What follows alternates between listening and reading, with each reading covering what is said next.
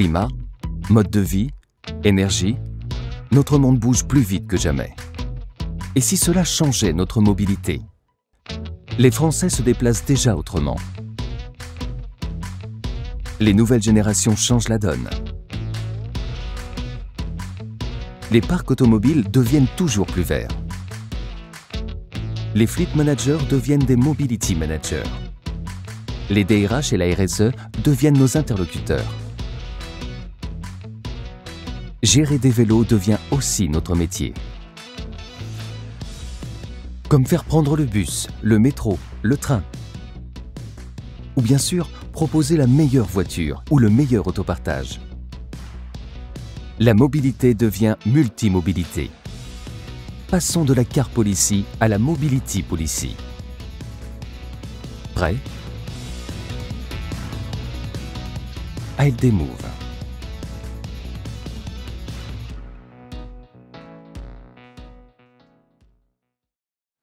Bonjour à toutes et à tous, je suis ravi de vous accueillir pour ce webinaire sur les enjeux de la mobilité d'entreprise. Alors oui, notre monde change. Le réchauffement climatique, la crise sanitaire, ils sont pour beaucoup. On consomme différemment, on travaille différemment avec l'arrivée du télétravail et on se déplace autrement. Les modes de déplacement se multiplient, la mobilité devient multimodale. La mobilité en entreprise évolue parce que vous, en tant qu'entreprise, vous vous adaptez. C'est dans ce contexte qu'ALD Automotive s'est associé à KPMG pour dresser le panorama des mobilités en entreprise et établir une vision à 2030 sur les mobilités qui vont émerger de celles qui vont de toute façon devenir incontournables. J'ai le plaisir d'accueillir Jean-Charles Ferreri de KPMG qui va vous partager son analyse. Et pour ma part, je reviendrai juste après pour vous présenter la réponse d'ALD Automotive sur ces nombreux enjeux de mobilité. Jean-Charles, c'est à toi. Bonjour à tous, ravi d'être là avec vous aujourd'hui. En quelques mots, ce qui va vous être présenté, c'est une synthèse d'un livre blanc qui vous sera communiqué, qui est un travail de fond sur le futur de la mobilité quotidienne d'entreprise. Je reviendrai sur la définition à aujourd'hui, à 2025 et à 2030. C'est un travail qui a été fait avec des travaux de modélisation, mais beaucoup également d'interviews clients, une quarantaine d'interviews avec des DRH, des directeurs RSE, des gestionnaires de flotte, des DAF, mais également des parties prenantes de la mobilité en France, de tout type, et également des législateurs et des juristes pour bien comprendre les enjeux à ce jour et à horizon 2030. C'est 8 semaines de travail intense, dont je vous présente quelques éléments de synthèse. Alors, quelques premiers éléments, déjà sur la définition. Ce qu'on a appelé la mobilité quotidienne d'entreprise, c'est la mobilité du quotidien, dans laquelle l'entreprise est décideuse ou prescriptrice. Donc, c'est le trajet domicile-travail, c'est le déplacement court en clientèle ou chez des fournisseurs ou pour différentes raisons professionnelles. Ça exclut les trajets longs, les trajets nationaux ou internationaux longs. Ça inclut toutes les mobilités, donc y compris l'utilisation de la voiture personnelle, mais également toutes les autres mobilités du quotidien. Alors, quelques éléments clés, quelques premiers éléments de message. C'est 26 millions. C'est 26 millions de salariés concernés. C'est 173 km par semaine et par salarié. C'est 51 minutes par jour utilisées dans cette mobilité quotidienne. Et effectivement, également, des fortes disparités entre régions. Ça veut dire quoi? C'est-à-dire qu'en transport en commun, c'est 41% des kilomètres parcourus en Ile-de-France. Ça n'est que 7% en région. À l'inverse, la voiture est fortement utilisée en région, 85% pour ces kilomètres, et beaucoup moins en Ile-de-France.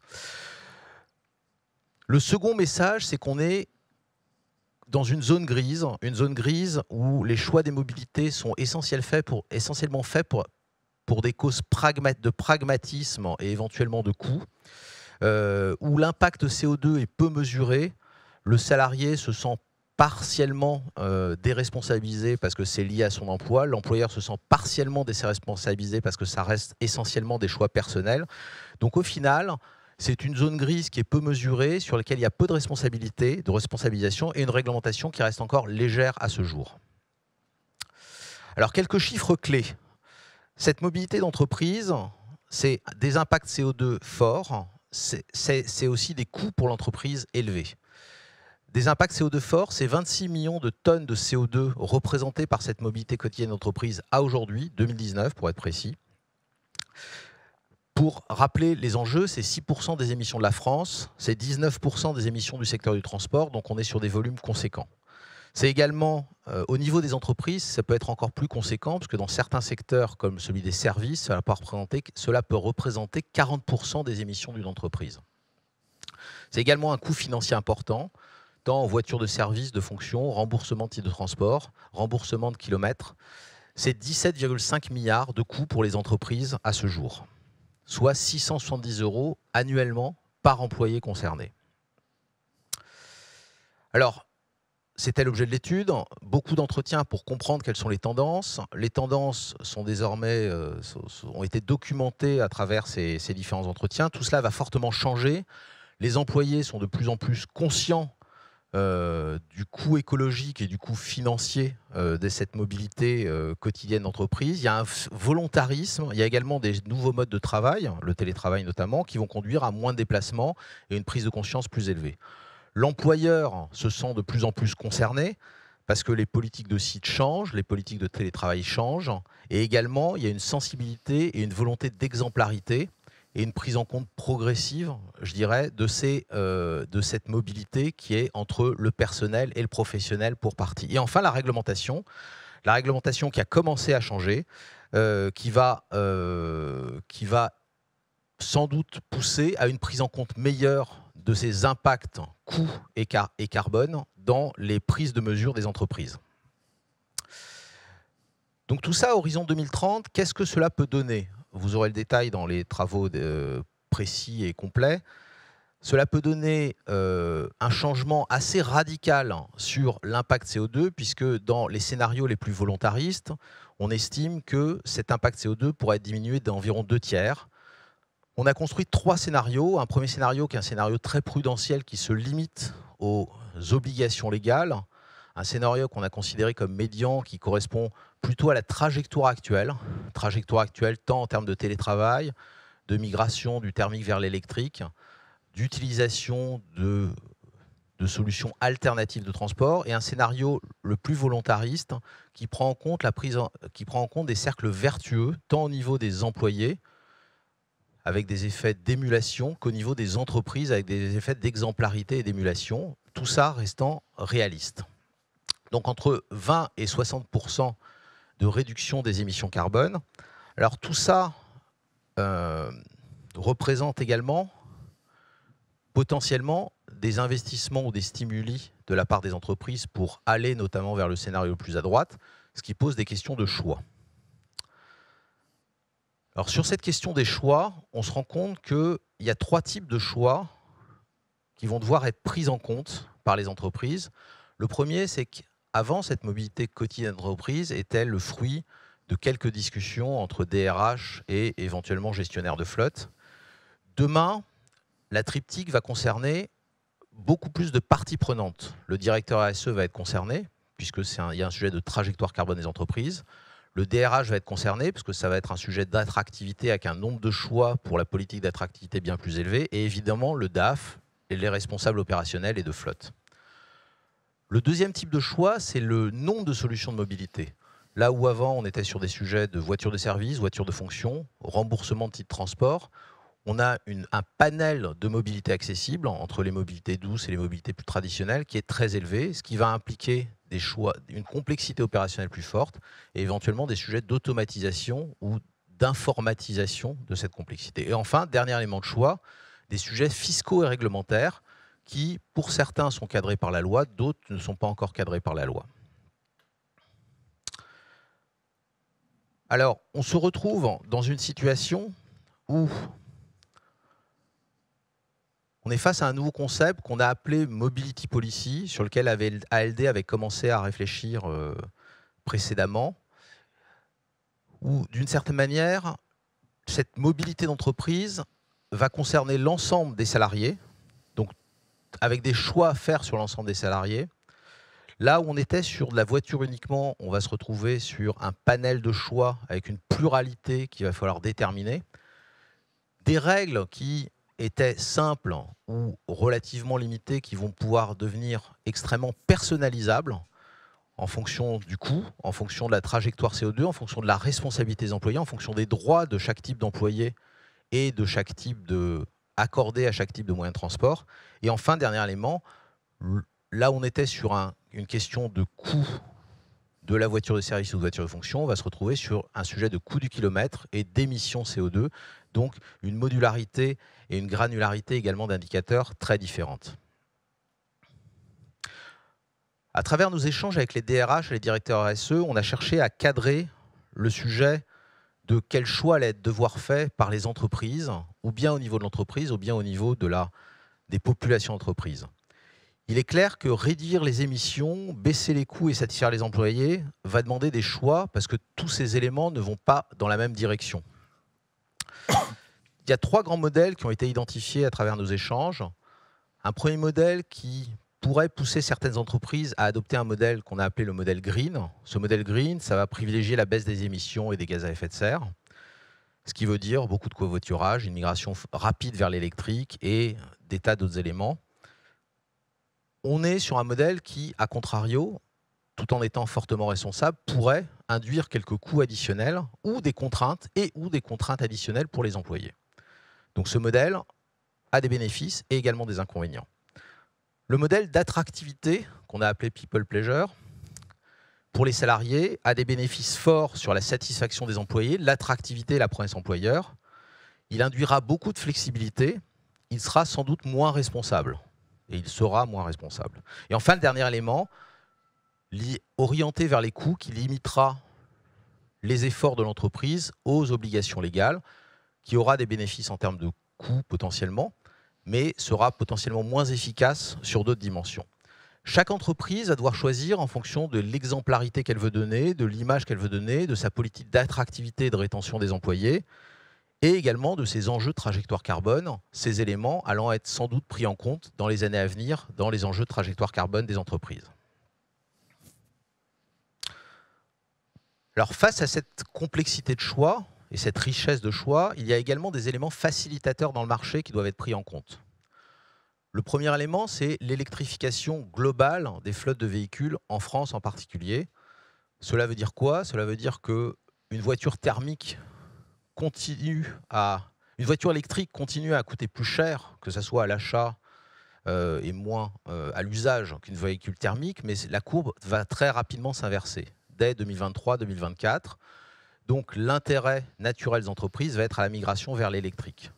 Le sujet des bornes, qui est aujourd'hui partiellement pris en compte dans les investissements des entreprises pour faciliter l'accès à l'électrique de leurs salariés, sera bientôt démocratisé avec une multiplication par 10 des bornes en France à horizon 2030. Troisième élément, les mobilités partagées. Les mobilités partagées aujourd'hui, sur Paris, 10% du parc est partagé. En 2030, ce sera 50% du parc partagé. Donc, des solutions de mobilité beaucoup plus accessibles. Et enfin, dernier élément, ce qu'on a appelé les plateformes d'agrégation, qui sont des éléments de facilitation pour l'accès à ces nouvelles mobilités. Alors, petit zoom sur ce sujet des plateformes d'agrégation. En quoi ça consiste ? On les connaît un petit peu dans le domaine du particulier, un peu moins dans le domaine de l'entreprise. Elles apportent 4 bénéfices. La première, c'est la simplification de l'expérience client à travers un accès unifié en un seul point de contact, une application à l'ensemble des mobilités pour un salarié, comme cela existe dans le résidentiel. Le deuxième, c'est la capacité de l'employeur à implémenter ses contraintes, ses règles d'usage, de coût au sein de cette application pour guider le salarié. Le troisième, c'est la mutualisation des moyens, que ce soit en mono-entreprise, en multi-entreprise ou y compris avec des moyens de transport publics ou des flottes publiques partagées. Et enfin, le dernier élément, c'est la simplification de la charge administrative pour l'entreprise, puisque cette complexité sera finalement gérée par l'application qui permettra un reporting unique, que ce soit sur des sujets de trajectoire carbone ou de coûts financiers. Donc ces différents éléments, dont ce dernier, seront des éléments de facilitation dans les différents choix que pourront faire et que devront faire les entreprises dans les années à venir. William, je te rends la parole. Merci Jean-Charles pour cette analyse très pertinente. Alors, je vous rappelle juste qu'on a réservé une petite séquence questions-réponses en fin de webinaire. Donc, n'hésitez pas dès maintenant à poser vos questions à travers le chat qui est à votre disposition. Alors, comme tu l'as précisé, Jean-Charles, on a de nouvelles parties prenantes de la mobilité en entreprise. Alors, vous le voyez à travers ce slide, rien d'extraordinaire. Aujourd'hui, la mobilité est toujours dans les mains du gestionnaire de parc ou de mobilité, du département achat et finances. Mais on sent que les ressources humaines et le département RSE est beaucoup plus moteur dans, je dirais, le choix des mobilités porté à l'ensemble des collaborateurs en entreprise et plus uniquement aux collaborateurs éligibles à un véhicule de fonction ou ceux qui dépendent d'un véhicule de service, où généralement c'était plutôt un sujet traité auprès des gestionnaires de parc et de mobilité et bien sûr validé par le département achat et finances. Alors, c'est vrai que dans les enjeux de la mobilité d'entreprise, avec la loi LOM, il y a deux dispositifs qui ont émergé pour les entreprises et qui sont proposés aujourd'hui, à savoir le crédit mobilité et le forfait mobilité durable. Le crédit mobilité, c'est quoi ? Le crédit mobilité, c'est finalement une solution qui s'adresse aux collaborateurs essentiellement éligibles à un véhicule de fonction et pour lequel le véhicule ne répond plus ou pas à des besoins de mobilité pour le collaborateur. Le forfait mobilité durable, lui, s'adresse essentiellement à l'ensemble des collaborateurs de l'entreprise qui ne sont pas éligibles à ce véhicule de fonction et propose des solutions alternatives de mobilité sur le trajet domicile-travail. Donc, ces deux dispositifs ont un but bien précis, voire même plusieurs. C'est d'améliorer le champ des mobilités possibles pour les collaborateurs et puis également de réduire l'impact carbone pour les entreprises. Alors, sur le slide suivant, c'est beaucoup plus parlant puisque on parlait pendant très longtemps de car policy auprès de nos clients. Donc, la car policy, finalement, on parlait de véhicules de fonction comme ça existe toujours aujourd'hui. Alors, si le véhicule de fonction est pris en LLD et en plus chez LLD Automotive, c'est encore mieux. Aujourd'hui, on est capable de proposer également d'autres solutions à travers le crédit mobilité. Donc, le crédit mobilité partiel qui permettrait aux collaborateurs de conserver un véhicule d'une catégorie inférieure auquel on y ajouterait soit un vélo, soit un crédit mobilité. Éventuellement, uniquement un véhicule downsizé, un petit véhicule électrique, pourquoi pas, et un crédit mobilité. Et troisième solution, puisque ALD Automotive commercialise également une offre de vélo en location longue durée, proposer un vélo en LLD associé à un switch véhicule pour une durée de 30 ou 60 jours et également un crédit mobilité. On a également la possibilité de proposer du crédit mobilité total, c'est-à-dire que le collaborateur renonce à son véhicule et se voit créditer un montant de mobilité en échange. Ça, c'est pour les collaborateurs qui étaient finalement logés dans la case Car Policy et qui aujourd'hui se voient attribuer de nouvelles mobilités en alternative. On a également les collaborateurs donc, qui sont non éligibles aux véhicules de fonction et à qui aujourd'hui on peut proposer donc, du forfait mobilité durable. Donc il y a deux types de plafonds qui sont proposés, un plafond à 500 ou un plafond à 600 € exonéré de charges sociales et patronales pour l'entreprise, en fonction de si le titre de transport est remboursé ou non. Dans ces mobilités, on retrouve essentiellement des mobilités douces et bien évidemment toujours associées éventuellement aux mobilités classiques telles que vous les connaissez, qui sont les transports en commun par exemple. Donc vous aurez compris, tous les collaborateurs de l'entreprise deviennent éligibles à la Mobility Policy. Et ça, c'est un petit peu la nouveauté de ces dernières années. Alors concrètement, qui est concerné par le crédit mobilité et le forfait mobilité durable? C'est bien d'illustrer quelques exemples et je suis convaincu qu'à travers les exemples que je vais vous citer, vous y retrouverez ou en tout cas, vous connaîtrez des collaborateurs de votre entreprise qui se logent dans ce cas bien précis. J'ai voulu illustrer 3 cas de crédit mobilité, donc 2 de crédit mobilité total et 1 de crédit mobilité partiel, plus 2 FMD. Le premier crédit mobilité, c'est Julien, qui a 29 ans, qui est responsable administratif à Clichy. Lui, il a choisi un crédit mobilité total. Pourquoi? Parce qu'il est éligible à un véhicule de fonction, mais il n'a pas le permis. Voilà. Donc il fait partie de tous ces jeunes qui aujourd'hui renoncent à passer leur permis de conduire parce que c'est coûteux, parce qu'ils n'en ont pas la nécessité, parce qu'aujourd'hui, la mobilité est telle que ça leur offre des solutions de mobilité pour se déplacer. Et puis, ils n'ont pas forcément le stationnement pour pouvoir garer leur véhicule sans que ça leur coûte de l'argent. Donc Julien, lui, il a choisi un crédit mobilité total et ça répond réellement à ses besoins. On a Laurence qui a 52 ans. Laurence, elle habite Lyon.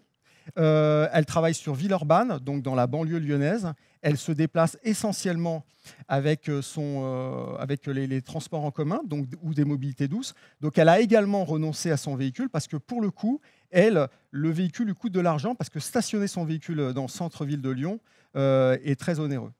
Donc elle a choisi la solution du crédit mobilité total qui va lui permettre, quand elle en a envie, de louer un petit véhicule pour partir en week-end ou éventuellement se déplacer en utilisant des transports comme le train ou l'avion. On a également Paul. Paul, il a 43 ans, il est informaticien à Nantes. Alors lui, il a choisi un crédit mobilité partiel. Pourquoi ? Parce qu'il est éligible à un véhicule de fonction de type SUV et son épouse est également éligible à un véhicule de fonction de la même taille.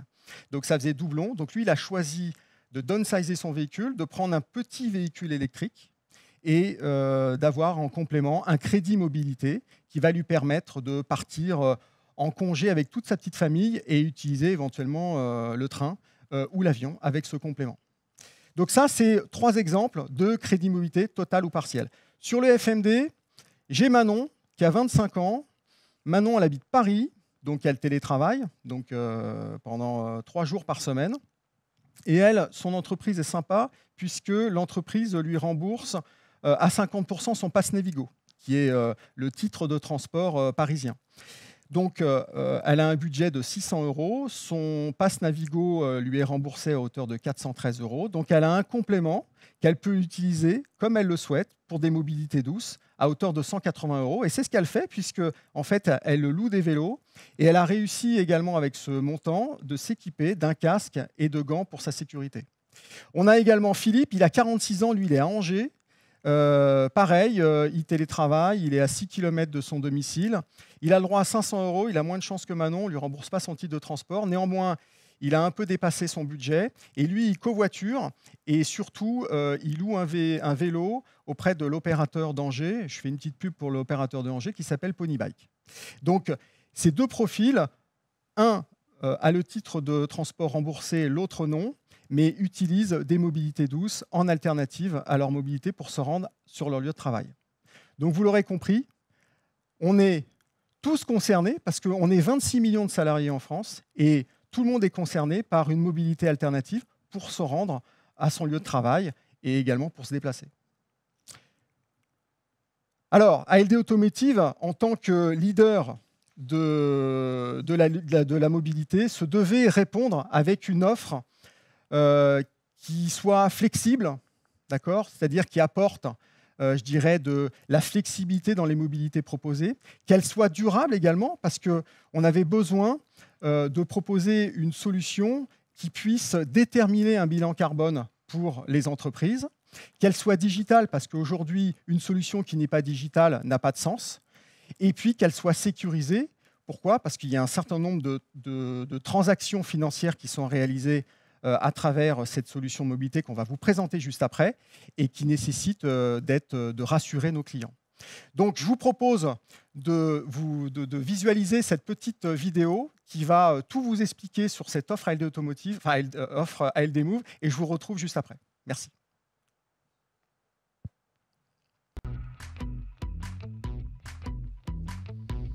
Le monde change.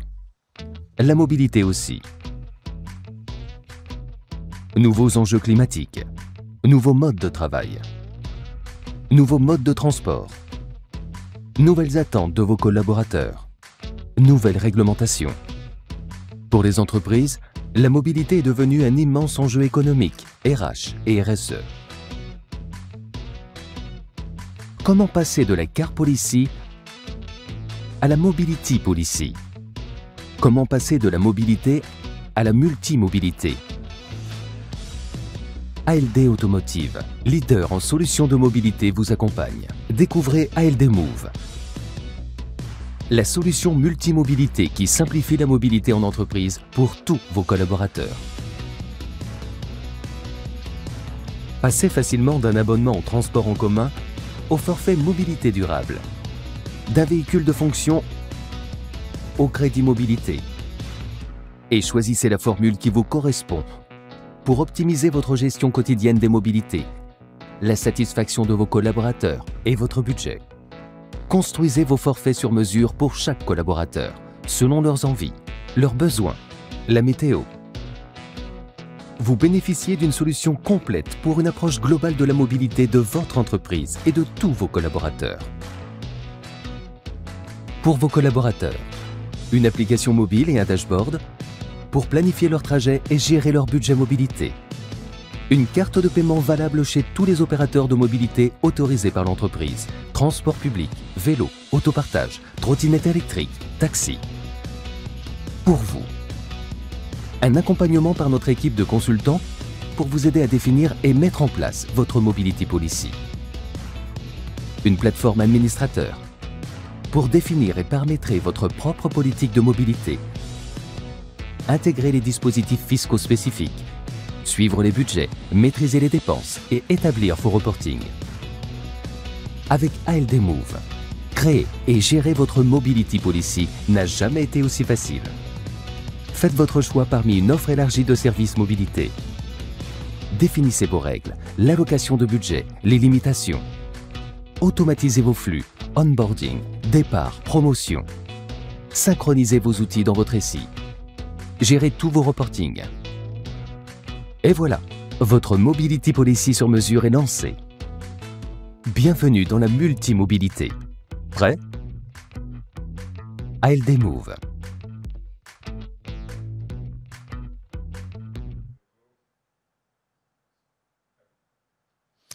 Voilà, comme vous avez pu le voir, ALD Move est un service de gestion de mobilité à l'ensemble des collaborateurs de l'entreprise, qu'ils soient sur un crédit mobilité total ou partiel ou éventuellement sur du fonds mobilité durable. La solution s'appuie sur un socle technique robuste qui a été co-développé avec Skipper. Et cette solution complète, finalement, est basée sur une application mobile qui est téléchargeable sur iOS ou sur Android et qui va permettre de simplifier en fait la gestion de la mobilité pour les collaborateurs. Alors, on y a associé également une carte de paiement pour, je dirais, faciliter les transactions, donc une carte ALD Move qui va permettre aux utilisateurs, qu'ils soient dans du crédit mobilité ou du forfait mobilité, je dirais, de payer l'ensemble des transactions de leur mobilité. On a également une plateforme de gestion, donc 2 interfaces, une interface utilisateur où le collaborateur va pouvoir analyser et voir l'ensemble des transactions qu'il aura effectuées avec sa carte ALD Move. Il pourra également voir un petit peu le montant qui lui reste de mobilité à consommer. Et puis côté gestionnaire, et bien finalement, cette plateforme va permettre d'administrer, de contrôler et de valider l'ensemble des opérations de mobilité pour l'ensemble des collaborateurs.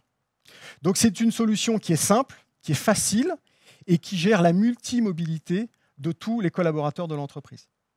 Donc vous l'avez vu à travers le film, je ne vais pas redétailler l'application, mais elle se veut très simple d'utilisation et elle répond vraiment à un besoin des collaborateurs. Et je tiens à préciser que ce besoin n'est pas uniquement dans les grandes villes, mais dans toutes les villes de France. Et d'ailleurs, je vais même vous dire, la ville la plus dynamique en termes de mobilité, ce n'est pas Paris, c'est ni Lyon, c'est ni Marseille, mais c'est Bordeaux. Donc, amis bordelais, si vous m'écoutez, soyez fiers, la mobilité chez vous, c'est quelque chose qui est déjà mis en place depuis de nombreux mois et de nombreuses années.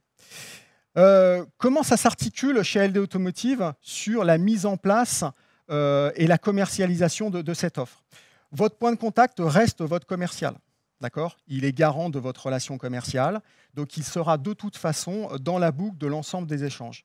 Néanmoins, il va s'appuyer sur une équipe dédiée à ALD Move qui est constituée de consultants qui va, je dirais, analyser la mobilité de l'entreprise dans sa globalité, va essayer d'analyser le TCO et le coût de détention de la mobilité de l'entreprise et va bien évidemment apporter un certain nombre de recommandations sur la Mobility Policy, recommandations sur la construction de cette mobility policy sur la mise à disposition de véhicules de fonction, en y adossant du crédit mobilité ou pas, mais en tout cas en proposant réellement une mobility policy pour les collaborateurs éligibles aux véhicules de fonction. Mais également va proposer une mobility policy pour les collaborateurs non éligibles aux véhicules de fonction et pour lequel une alternative de mobilité pour leur trajet domicile-travail sera proposée. Il y a également une implémentation et suivi qui est pris en charge par ALD Automotive à travers son équipe ALD Move. L'idée, c'est bien évidemment de chaîner notre solution ALD Move avec votre IRP pour faire fluidifier l'ensemble des informations inhérentes à la mobilité de l'ensemble de vos collaborateurs. Donc, si je récapitule, pour les collaborateurs, il y a un certain nombre d'avantages, et pas des moindres, c'est qu'on améliore clairement le trajet domicile-travail pour les collaborateurs non éligibles à un véhicule de fonction. On apporte de la flexibilité. On améliore également, je dirais, la facilité pour les collaborateurs pour se déplacer en leur proposant une autre mobilité dont ils n'avaient pas le droit jusqu'à présent. Et puis, il y a un paiement de ces mobilités qui est facilité via la carte ALD Move qu'on met à la disposition des collaborateurs. Pour les gestionnaires mobilité RH et RSE, pareil, pas mal d'avantages, du gain de temps dans le traitement de l'ensemble des opérations mobilité. Sachez qu'on peut même également traiter et s'occuper du remboursement du titre de transport, en tout cas chaîner l'ensemble avec notre système. Ça permet au RSE, et c'est un sujet qui est sensible aujourd'hui, d'avoir réellement et d'établir réellement un bilan carbone sur la mobilité globale de l'entreprise et pas uniquement, je le répète, de ceux qui ont un véhicule de fonction, mais de l'ensemble de la mobilité globale des collaborateurs d'entreprise. Et puis, ça permet de renforcer la marque employeur, gage d'attractivité et de rétention des nouveaux talents. Oui, parce que c'est une offre qui est innovante aujourd'hui sur le marché et qui permet soit d'attirer des nouveaux talents ou soit de conserver nos meilleurs collaborateurs. Et puis, globalement, on améliore la qualité de vie au travail. Là, il fait bon en ce moment. C'est quand même sympa de pouvoir se voir proposer par son employeur d'utiliser des mobilités douces pour venir au travail plutôt que d'être serré dans le métro, surtout que les beaux jours arrivent et qu'il commence à faire très chaud. Voilà. Alors, je ne sais pas vous. En tout cas, nous, chez ALD Automotive, on est prêt à vous faire passer de la car policy à la mobility policy. Pour ça, on va venir à votre rencontre, c'est-à-dire qu'on a prévu des journées ALD Mobility dans les différents Mobility Centers tout au long du mois de mai et du mois de juin. Donc, on va parler bien sûr de l'offre ALD Move, mais pas que de ça. On va parler également du verdissement de votre flotte, de la transition énergétique. On va parler également de notre offre ALD Home Connect. Je rappelle qu'on est capable aujourd'hui d'équiper les collaborateurs de bornes électriques, et ça, c'est une solution ALD Automotive.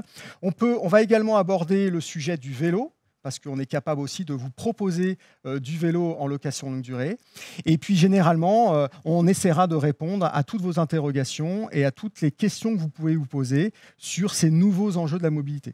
Donc, je vous invite dès à présent à prendre contact avec votre commercial pour vous rendre dans les différentes régions dont vous voyez quelques dates qui apparaissent sur l'écran. En attendant, vous pouvez, si vous êtes vraiment pressé, contacter votre commercial qui vous mettra en relation avec les équipes ALD Move et on pourra répondre dans un premier temps à vos questions. Je vous remercie vraiment de votre attention. Vous êtes très nombreux. Je vous donne rendez-vous soit en région à travers nos journées, nos rendez-vous ALD Mobility, soit lors du salon Flotte Auto. Et puis, en attendant, n'hésitez pas à solliciter vos commerciaux qui seront là de toute façon pour répondre à vos besoins de mobilité. Et j'espère, moi, vous retrouver très prochainement. Encore merci de votre attention et je vous souhaite une excellente journée. Au revoir. Bonne journée à tous.